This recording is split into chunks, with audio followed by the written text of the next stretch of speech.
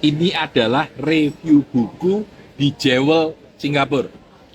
Whoever tells the best story wins. Jadi orang yang mempunyai cerita terbaik dan dapat berbagi, dia yang menang. Nah, ini menarik banget. Ini adalah salah satu buku panduan yang saya pakai ketika saya mengajarkan tentang storytelling. Buku ini bilang bahwa siapa yang punya story yang paling bagus itu yang menang. Saya kemarin tiba-tiba teringat dengan ceritanya mobil listrik. Kenapa mobil listrik jadi hebat? Kenapa Tesla sahamnya gila-gilaan? Menurut saya karena story yang dijual oleh Tesla itu dibeli oleh orang, dianggap benar, ya. Sehingga mobil listrik gila-gilaan terbang luar biasa. Tentu ada juga orang yang menganggap mobil listrik itu justru mengotori lingkungan. Itu kan juga, saya nggak tahu pikirannya kayak apa itu ya. Tapi menurut saya, whoever tell the best story win. Ini menarik. Jadi kalau kita bersaing, sebenarnya yang kita adu itu apa sih? The story behind it. Jadi ada seseorang beli burung beo. Katanya yang jual toko ini mahal, ini beonya ahli, bagus, hebat gitu ya. Dan beonya itu dibawa pulang ya. Dia sehari kemudian, besoknya, orang ini balik lagi ke toko. Dia bilang beonya belum bisa ngomong apa-apa gitu ya. Sama sekali belum bisa. Dan orang ini kembali tanya, oh yang jualan toko kok bilang kok belum bisa ya. Udah, kamu ajari lagi. Aku kasih kelenengan. Jadi di samping kasih keleneng-keleneng. Kalau kena beonya kesenggol keleneng-keleneng. Dia supaya mau terangsang untuk mau bicara gitu. Besoknya lagi orang ini pulang lagi ya. Sudah 2 hari dia balik lagi ke sana dan bilang belum, beonya belum bisa ngomong. Udah, kalau gitu aku kasih kaca gratis, kasih kaca ya. Jadi beonya ini bilang apapun kacanya kan kelihatan ya. Dan beonya ini, tapi katanya sudah 3 hari orang ini balik lagi dan marah sama pemilik toko. Dia bilang, Pak, aku minta uangnya kembali. Beonya mati gitu. Lalu katanya orang ini, nggak pernah ngomong sama sekali. Ya dia sebelum mati sih mengatakan satu kata katanya. Nah penjaga tokonya bilang, katanya itu kata apa katanya. Dan dia bilang, food gitu. Jadi dia bilang makan gitu ya. Ternyata bionya itu beberapa hari tidak dikasih makan, kelaparan ya. Nah, ini cerita yang nyeleneh, unik, tapi menurut saya menarik. Sering sekali ketika kita fokus pada sesuatu, kita justru lupa pada hal-hal yang sangat fundamental, dasar sekali ya. Nah, ini cerita yang menarik. Nah, sebentar lagi saya akan serahkan ke Pak Made untuk menceritakan macam-macam story ya. Tapi saya ingin cerita tentang SEE story. SEE ini apa sih? Significant Emotional Event. Jadi buku ini bilang sebuah story yang powerful itu adalah story yang memberikan signifikan, keras ya, emotional event, emosi kita yang disentuh. Ketika emosional kita yang disentuh, maka kita akan menjadi lebih tersentuh gitu ya. Dia bilang bahwa story itu sering opposite of objective thinking. Story itu sering adalah bukan sesuatu yang objektif, tapi sesuatu yang sangat subjektif dan sesuatu yang sangat sangat emosional gitu, emosional. Dia bilang, by definition, dia bilang ya, bahwa story is the best tool to influence people.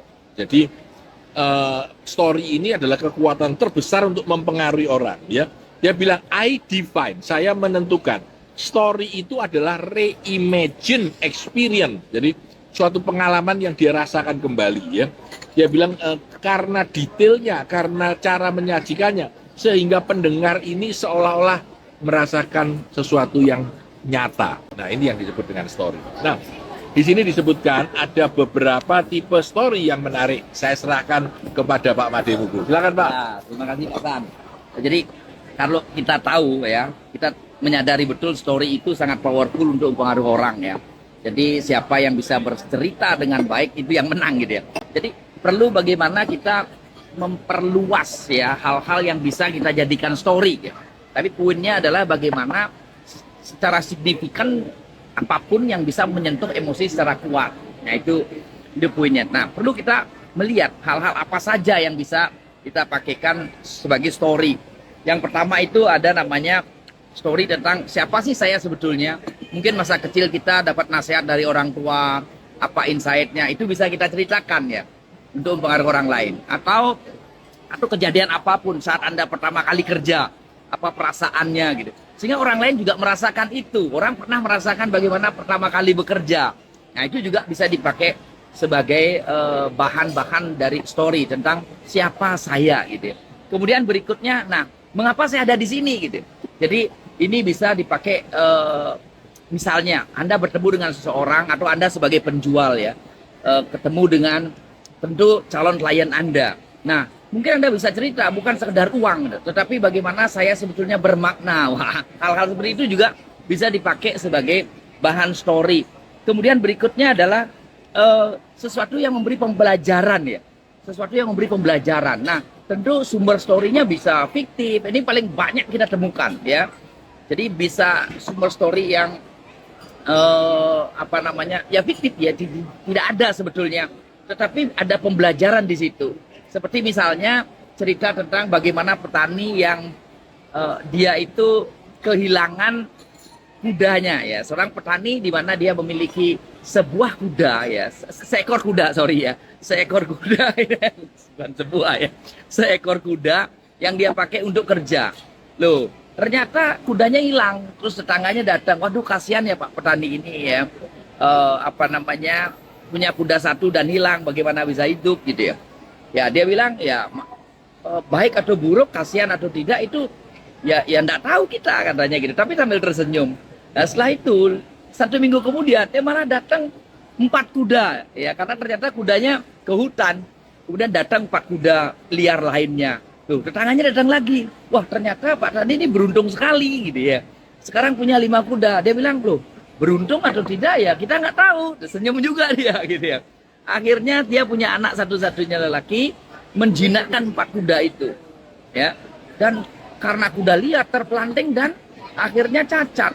Kembali tetangga datang dan ngomong kasihan ya, punya 1 anak lelaki dan ternyata cacat, kasihan ya, Anda tidak beruntung. Loh nasib apa 1 tidak beruntung ya, nggak tahu kita, senyum juga dia gitu. Dan ternyata akhirnya kerajaan membutuhkan pemuda-pemuda yang sehat untuk bertempur menjadi prajurit. Dan satu-satunya pemuda yang masih sama keluarganya atau sama bapaknya di rumah itu ya anak dari petani tersebut. Dan ternyata ya sebuah keberuntungan ternyata. Itu contohnya ya fiktif gitu, tetapi bisa memberikan pembelajaran buat kita. Ini cukup banyak sekali. Kemudian ada juga story tentang visi ke depan.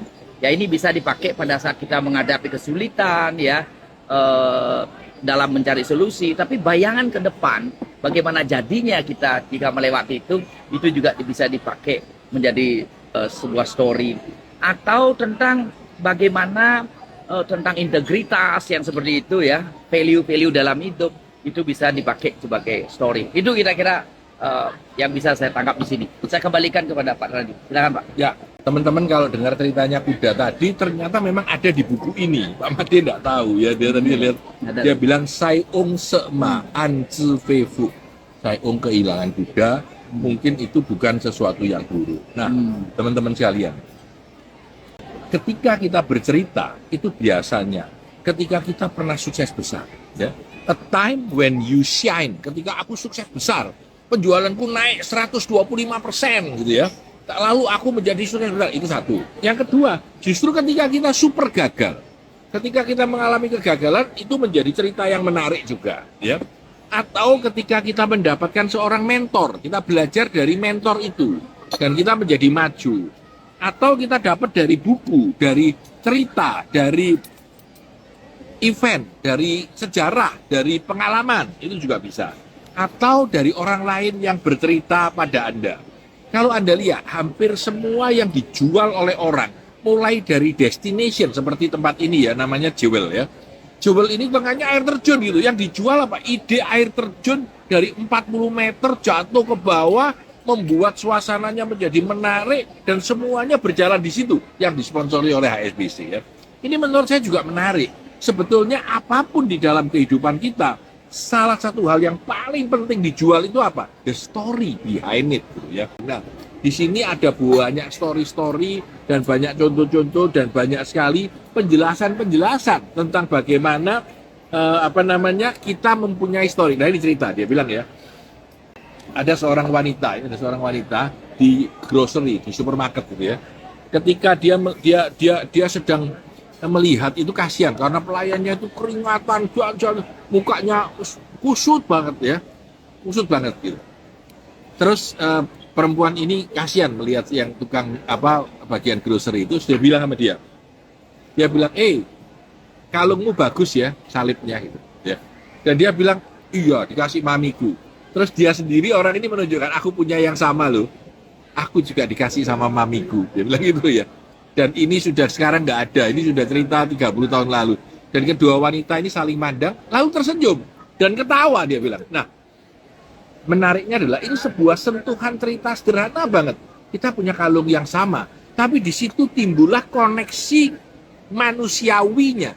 Karena emosi orang itu ketemu dengan emosi saya dan menjadi sebuah touching point.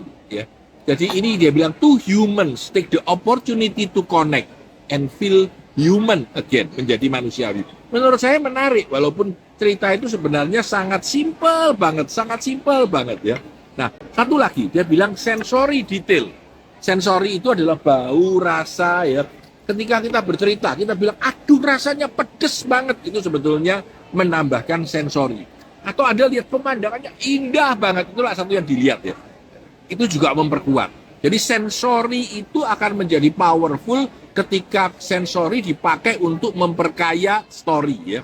Nah, saya merasa saya dulu waktu mengajarkan tentang sensori itu, saya sering sekali memakai pemikiran tentang sensori. Baik mulai dari apa yang kita lihat, apa yang kita, aduh baunya wangi banget, itu juga membuat kekuatan terhadap sensori kita ya, sensori kita. Nah, menurut saya kita harus bisa belajar bagaimana mendapatkan story yang baik. Saya serahkan kepada Pak Made yang akan cerita sebenarnya story itu bisa didapat dari mana saja. Jadi story itu pada intinya kan bisa real, ya bisa fiktif gitu ya.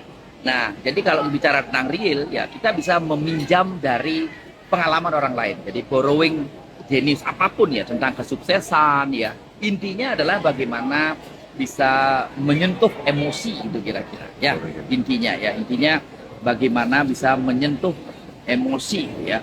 Jadi dari siapa saja, dari sahabat kita, dari teman kita, atau dari buku ya, atau dari film ya, kita bisa ekstrakkan gitu.